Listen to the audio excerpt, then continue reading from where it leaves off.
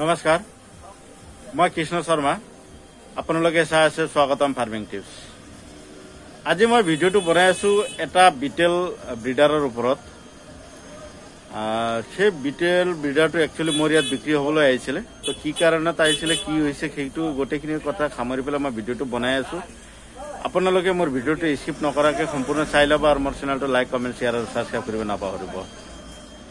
এইটো দেখিছে এইটো বিটেলৰ ব্ৰিডাৰ হয় মানে একচুৱেলি তিনিটা বেপাৰীয়ে মিলি পেলাই মোৰ তাত আজি এই মানে ব্ৰিডাৰটো দেখাবলৈ লৈ আহিছিলে মানে কিনিব নেকি বুলি মই নিকিনিলোঁ অৱশ্যে কিন্তু ছাগলীৰ মই বেলেগ কিবা প্ৰব্লেম দেখা নাই সামান্য তাৰ ভৰিত আঘাত পাইছে আপোনালোকক মই দেখুৱাম কোনখিনিত পাইছিলে এইটো ভৰিটোৰ অকণমান ছাইডত অকণমান আঘাত পাইছে বেলেগ কিন্তু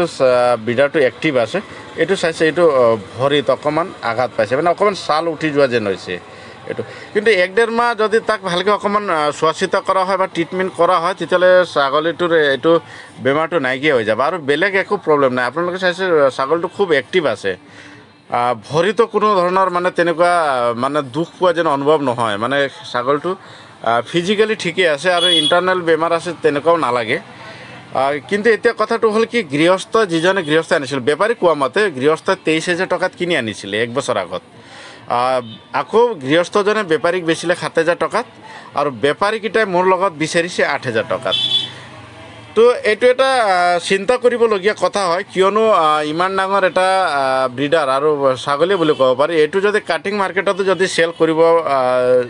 চেল কৰা হয় নৰ্মেলি আমাৰ লোকেল ছাগলীৰ নিচিনাকৈ যদি চেল কৰা হয় তো ইয়াৰ 10,000 টকাৰ ওপৰত ইয়াৰ দাম হ'ব লাগিছিলে কিন্তু গৃহস্থজনে মাত্ৰ 7,000 টকাত বেচিলে কিনি আনিছিলে 23,000 টকাত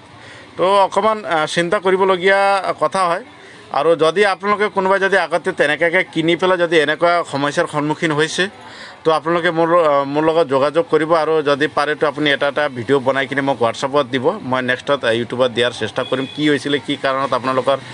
এনেকুৱাকৈ বেচিবলগীয়া হৈছিলে গোটেইখিনি কথা কৈ পেলাই আপোনালোকে ভিডিঅ'টো দিব তো আজিৰ ভিডিঅ'টো আৰু বেছি দীঘল নকৰোঁ জয় আই অসম জয় ভাৰত